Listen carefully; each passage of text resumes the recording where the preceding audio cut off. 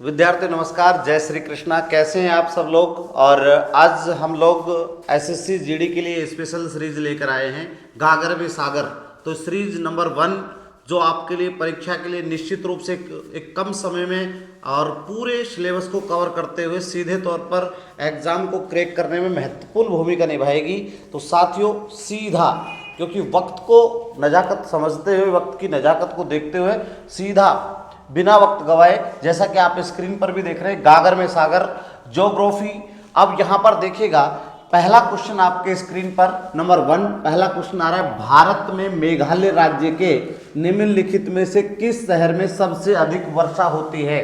आपको बताना है कि रेनफॉल सबसे ज्यादा इंडिया में कहां पर होता है। ऑप्शन देख लेते हैं, जोवाई, शिलोंग, उसके बाद में देखिए दूसरा बागमारा, मोसिनराम। तो साथियों राइट आंसर हो जाएगा मोसिनराम। और चूंकि मोसिनराम मेघालय के अंदर आता है, यहाँ की अगर वर्षा की बात करें तो 1180 सेंटीमीटर औसत वार्षिक वर्षा होती है। एक बात ध्यान रखिए, औसत वार्षिक एवरेज ईयरली रेनफॉल यहाँ पर लगभग 1200 सेंटीमीटर देखने को मिलता है। और विश्व में सर्वाधिक वर्षा वाला स्थान, विश्व का सर्वाधिक वर्षा वाला स्थान। और एक बात और भी ध्यान रखिए, वर्षा के साथ साथ में जहां वर्षा सर्वाधिक होती है वहां पर ही आर्द्रता भी सर्वाधिक होती है। तो सर्वाधिक आर्द्रता भी यहां पर देखने को मिलेगी। ठीक है, विश्व में सर्वाधिक आर्द्रता भी यहां पर देखने को मिलेगी। साथियों, न्यूनतम वर्षा का जहां तक सवाल है भारत के संदर्भ में, तो भारत में न्यूनतम वर्षा 2 परिक्षेत्रों में देखने को मिलती है, लेह लद्दाख का परिक्षेत्र और दूसरा परिक्षेत्र आता है आपका जैसलमेर। ठीक है, तो ये 2 पॉइंट आप देख सकते हैं, जैसलमेर, राइट। तो आप इसे नोट डाउन कर सकते हैं। आप सब जानते हैं कि भारत में मानसून का प्रवेश होता है और मानसून का प्रवेश 25 मई को सबसे पहले अंडमान निकोबार में होता है, अंडमान निकोबार। उसके बाद 1 जून को मालाबार तट पर मानसून एंट्री करता है, राइट। चले आगे बढ़े। क्वेश्चन नंबर 2 आपके स्क्रीन पर, निम्नलिखित में से कौन सा एक प्रमुख गेहूं उत्पादक राज्य नहीं है। इस बात पर ध्यान से गौर से देखिए, नहीं है।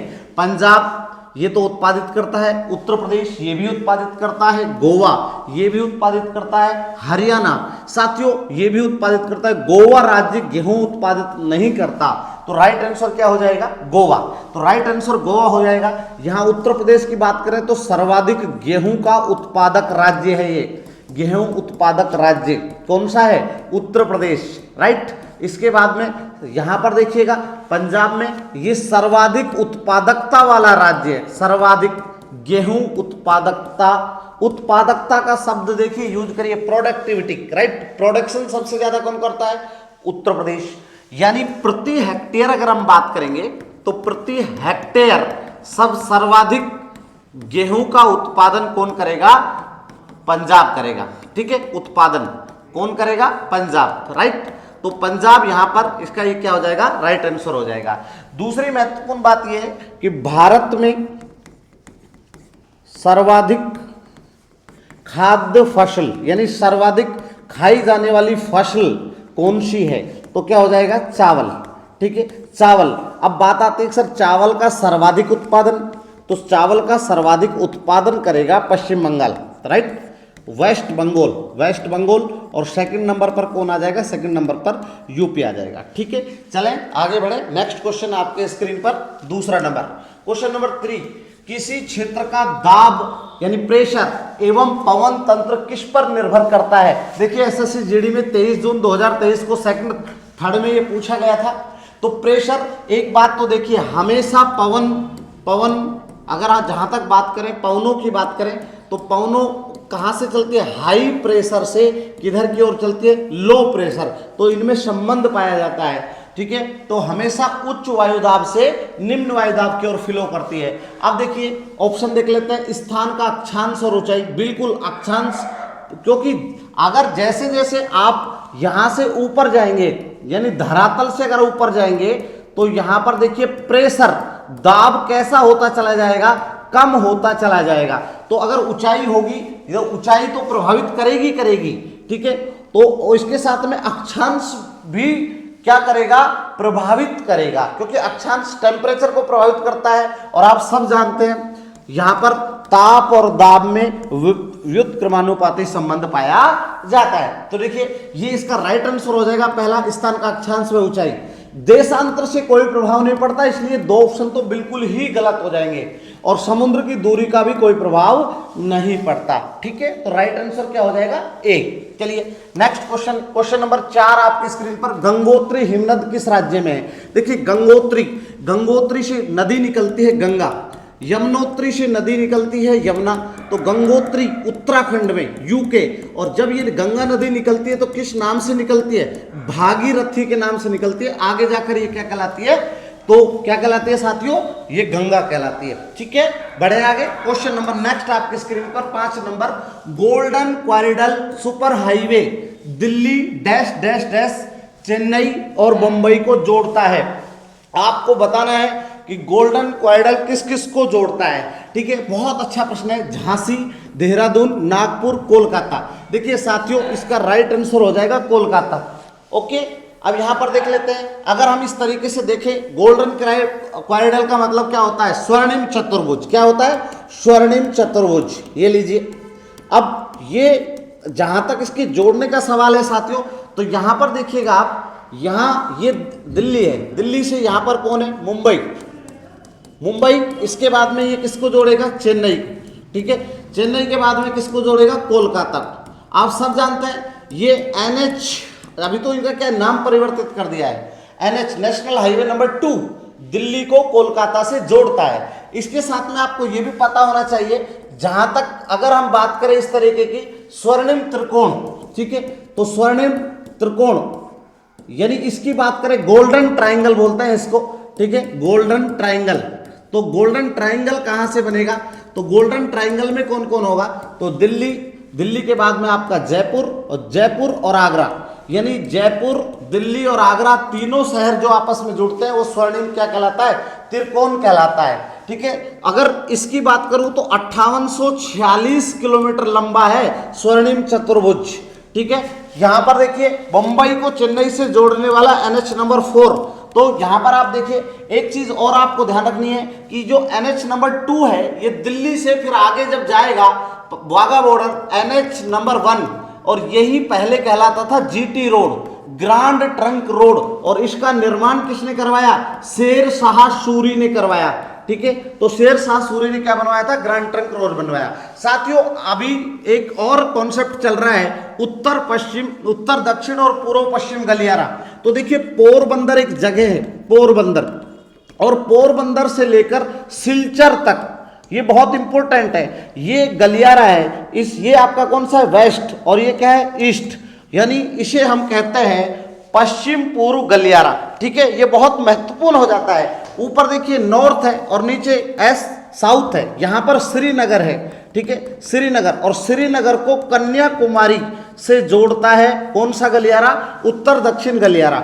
और ये दोनों जहां मिलते हैं वो जगह, ये जो जगह आप देख रहे हैं वो झांसी है, एक दूसरे को झांसी में काटते हैं। और झांसी कहां पर है? यूपी में। यानी उत्तर दक्षिण पूर्व पश्चिम गलियारे एक दूसरे को कहां काटते हैं? झांसी में। चलिए बहुत इंपॉर्टेंट है। Next question, question number 6। ड्री अरुणाचल प्रदेश का एक कृषि उत्सव है, यह के महीने में मनाया जाता है। बहुत महत्वपूर्ण प्रश्न है साथियों, ये इंपॉर्टेंट है। ऑप्शन देख लेते हैं, जून, मई, जुलाई, अगस्त। देखिए इसका राइट आंसर क्या हो जाएगा? जुलाई के महीने में ड्री। ये देखिए एसएससी जीडी में 23 जनवरी को शिफ्ट 4th के अंदर ये क्वेश्चन पूछा गया था। एक चीज और ध्यान रखिए, जहां तक अरुणाचल प्रदेश की बात है तो यहां पर और भी त्योहार मनाया जाता है, लोसर, रेहे, ये त्योहार भी यहां पर मनाए जाते हैं। ठीक है, तो आपको थोड़ा सा ध्यान रखना है अरुणाचल प्रदेश में और कौन कौन से त्योहार मनाए जाते हैं। ठीक है, और एक चीज और भी ध्यान रखिएगा, बहुत इंपॉर्टेंट हो जाती है साथियों, अगर जहां तक यहां पर हॉर्न बिल आ जाए कि सब हॉर्नबिल कहाँ मनाया जाता है, तो हॉर्नबिल कहाँ पर मनाया जाता है, नागालैंड के अंदर मनाया जाता है। जहाँ तक सॉन्ग की बात आ जाए तो सॉन्ग भी कहाँ पर होता है, अरुणाचल प्रदेश में। तो लोसर रे सॉन्ग कहाँ है, अरुणाचल प्रदेश में। और हॉर्नबिल कहाँ पर मनाया जाता है, तो हॉर्नबिल नागालैंड के अंदर मनाया जाता है, ठीक है। और बिहू त्योहार कहाँ मनाया जाता है, तो बिहू तो सबसे प्रसिद्ध है, कहाँ का है, असम का है। चलिए नेक्स्ट क्वेश्चन आपके स्क्रीन पर आ रहा है, क्वेश्चन नंबर 7 साथियों। विद्यार्थियों, ग्लेशियर आमतौर पर पाए जाते हैं। ग्लेशियर का हिंदी अर्थ होता है हिमनद, ठीक है, बर्फ के पहाड़। तो यहां हमें बताना है कि सब आमतौर पर कहां पाया जाता है, मैदान में, पठार पर, नदियों में, पहाड़ों पर। क्योंकि ये बिल्कुल एक सिंपल सा प्रश्न उसने पूछा है, ठीक है, भाई कहां पर पाया जाता है, तो ग्लेशियर कहां पाए जाएंगे, पहाड़ों पर। राइट आंसर क्या हो जाएगा, पहाड़ों पर। नेक्स्ट देखिए, ग्लेशियर पिंगलकरी क्या बनती है, नदी बनती है। नेक्स्ट देखिए यहां पर 8 नंबर क्वेश्चन, पृथ्वी के वायुमंडल की पहली परत कहलाती है। तो ऑप्शन देख लेते हैं, क्षोभ मंडल, बाह्य मंडल, समताप मंडल, मध्य मंडल। पहली परत क्या कहलाती है, क्षोभ मंडल कहलाती है। साथियों ये पहली परत है क्षोभ मंडल।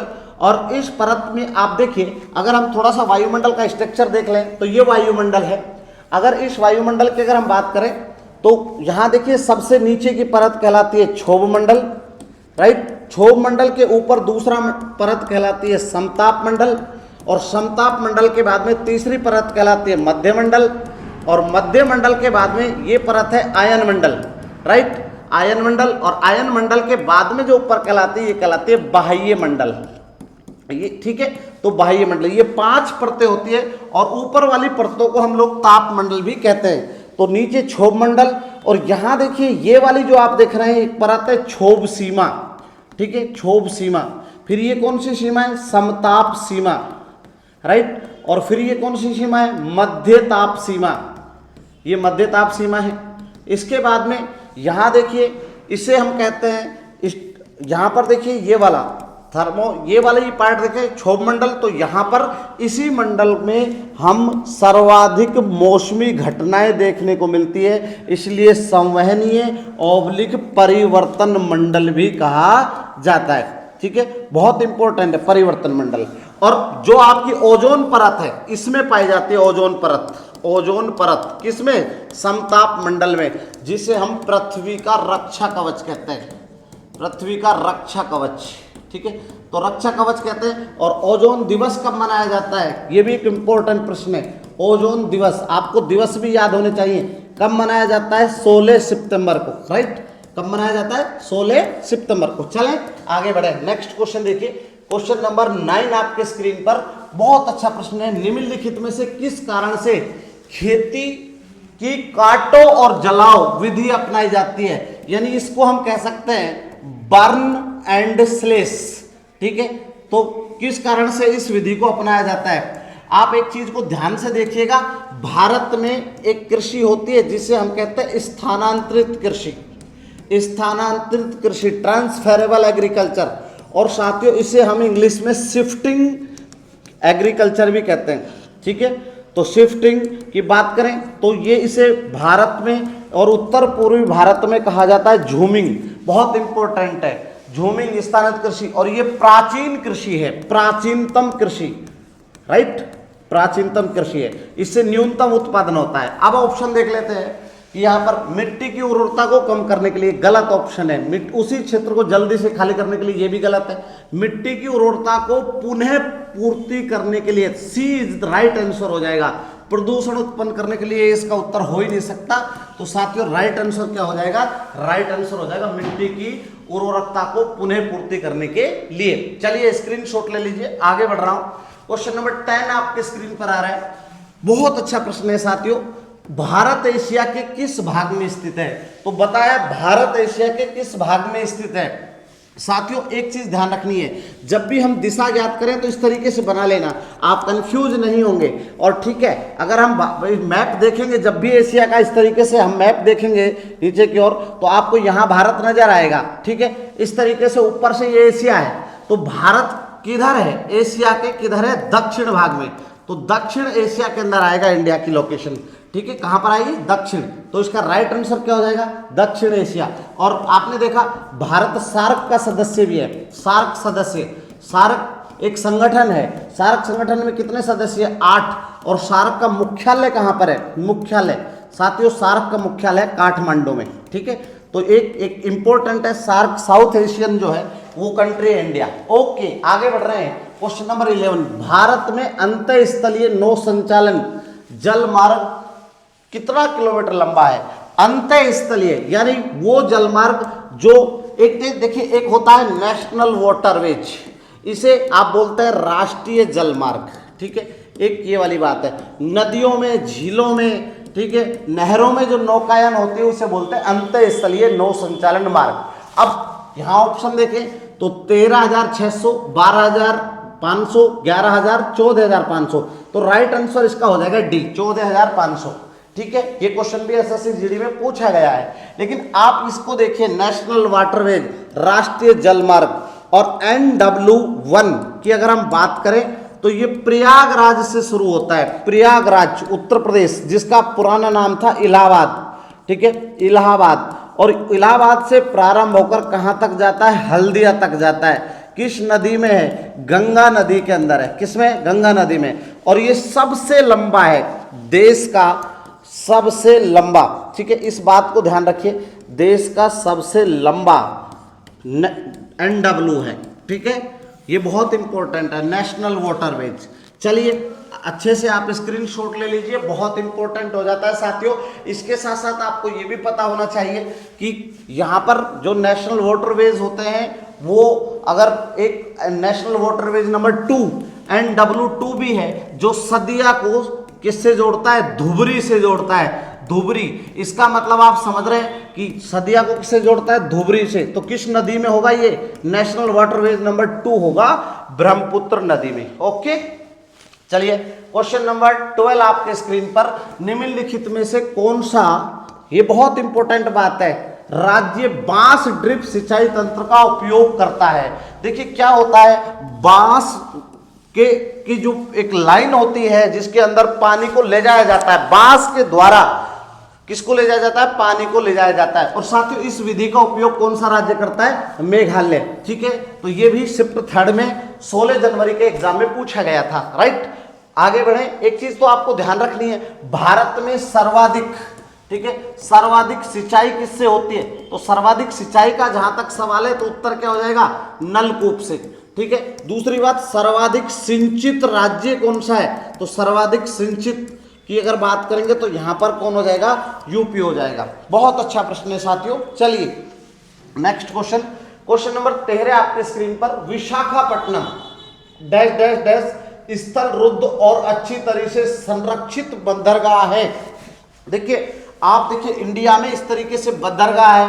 आप यहां पर देखिए सबसे पहले बंदरगाह है जिसका नाम है कांडला, और कांडला गुजरात में आता है, लेकिन अब इसका नाम बदल दिया दीनदयाल बंदरगाह, ठीक है। तो दीनदयाल बंदरगाह, और इसके बाद में यहाँ पर महाराष्ट्र में बम्बई बंदरगाह है। उसके बाद में यहाँ पर आप देखें नीचे की ओर जब आप बढ़ेंगे साथियों तो यहाँ आपको बंदरगाह JLN पोर्ट आ जाएगा, और ये दोनों ही MH के अंदर आते हैं। MH तो बम्बई सबसे बड़ा है, ठीक है, तो ये MH में है, और MH का मतलब महाराष्ट्र है। फिर उसके बाद में गोवा में मारमुगाओ, ठीक है, ये गोवा के अंदर आता है। उसके बाद में आप देखिए कोची, ठीक है, ये कोची आ जाता है। जैसे ही हम आगे की ओर बढ़ेंगे साथियों तो यहाँ पर देखिए, यहाँ पर आपका एक और बंदरगाह आ जाता है, एन्नोर बंदरगाह आ जाता है। फिर यहाँ पर आगे चलेंगे तो विशाखापट्टनम आंध्र प्रदेश के अंदर आ जाता है, ठीक है। इसके साथ में फिर जब आगे उड़ीसा में चलेंगे तो पारादीप आ जाता है, और उसके बाद में ऊपर चलेंगे तो फिर यहाँ पर कोलकाता, और कोलकाता बंदरगाह का नाम बदल दिया गया, कौन सा है? श्यामा प्रसाद मुखर्जी, ठीक है। तो श्यामा प्रसाद मुखर्जी है किसका? कोलकाता बंदरगाह का नाम, ठीक है। और एक चीज और ध्यान रखनी है, तो यहाँ देखें गहरा सबसे लंबा, छिचला सबसे छोटा। तो क्योंकि इस प्रकार का जब प्रश्न आता है तो ये प्राकृतिक बंदरगाह है, ठीक है, प्राकृतिक बंदरगाह। इसका मतलब ये हम ये कह सकते हैं कि सबसे कैसा है, ये सबसे गहरा है, ठीक है। तो इसका राइट आंसर तो क्या हो जाएगा? सबसे गहरा हो जाएगा, ये इसका राइट आंसर है। एक चीज और है कि अरुणाचल प्रदेश विशाखापट्टनम की अगर बात करें तो ये सर्वश्रेष्ठ प्राकृतिक बंदरगाह भी है, क्योंकि यहाँ जहाज आसानी से लग जाते हैं, चट्टान है उसके बीच में, ठीक है। एक सबसे बड़ा बंदरगाह कौन सा है देश का? तो सबसे बड़ा बंदरगाह हो जाएगा मुंबई, राइट, सबसे बड़ा है मुंबई। एक चीज और ध्यान रखनी है, यहां पर आपको ये बहुत इंपॉर्टेंट पता होना चाहिए, चाय बंदरगाह कौन सा है, तो चाय बंदरगाह कौन सा हो जाएगा, कोलकाता, ठीक है। एक ज्वारीय बंदरगाह कौन सा है, तो ज्वारीय बंदरगाह दो हैं, ज्वारीय बंदरगाह का जहां तक सवाल है, एक आपका कोलकाता है और दूसरा आपका कांडला है, ठीक है, कांडला। और एक चीज और ध्यान रखना है, कांडला मुक्त व्यापार वाला बंदरगाह है। नेक्स्ट क्वेश्चन देखिए, आप इसका स्क्रीनशॉट ले लीजिए जल्दी से, ठीक है। ये आपको क्रम भी ध्यान रखने कौन सा किधर है।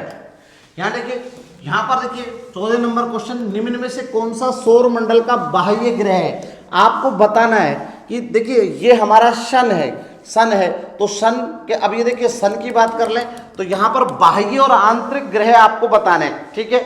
तो सबसे पहले इस तरीके से ग्रहों को देखिए, यहाँ पर आपका कौन सा ग्रह है, बुध है, फिर उस तरीके से इस तरीके से ग्रह क्या हो गए, आगे की ओर बढ़ते चले जाएंगे, राइट। तो यहाँ पर देखिए आपने कौन सा पूछा है, बाह्य पूछा है, ठीक है।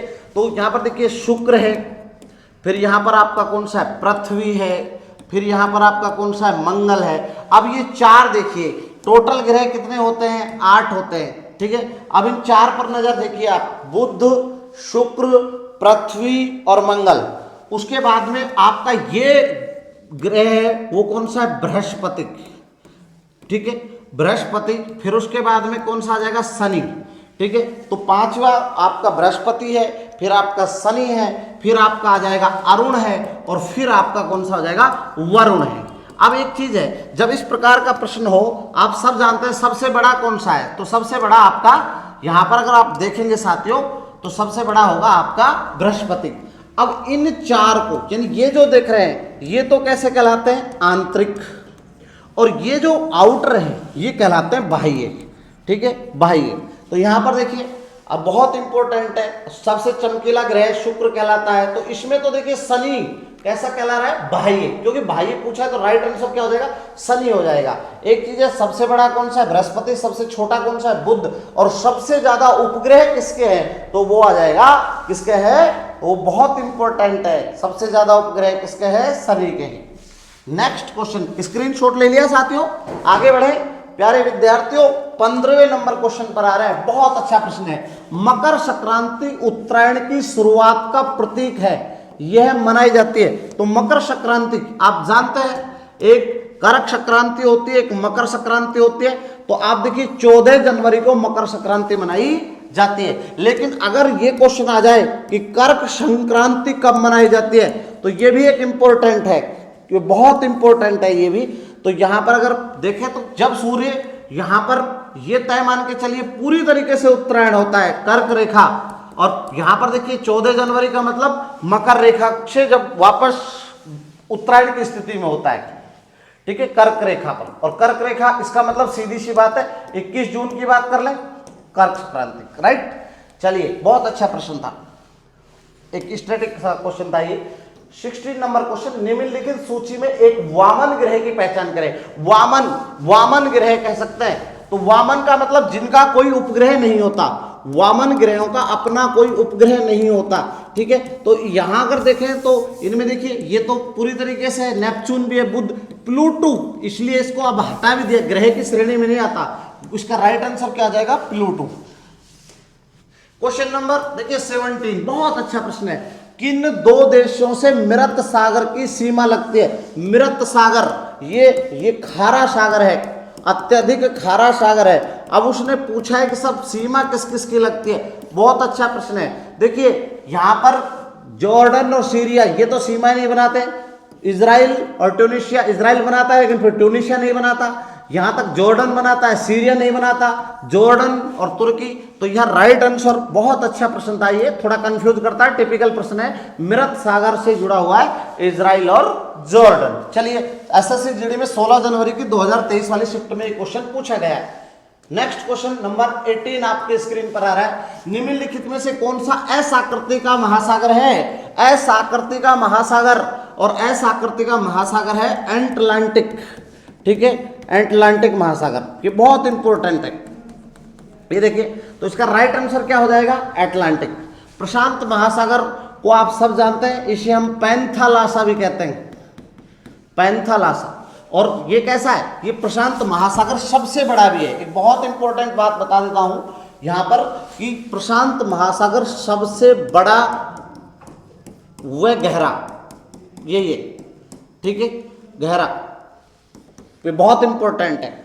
इसका क्षेत्रफल की बात करें तो 16.5 करोड़ वर्ग किलोमीटर इसका क्षेत्रफल है।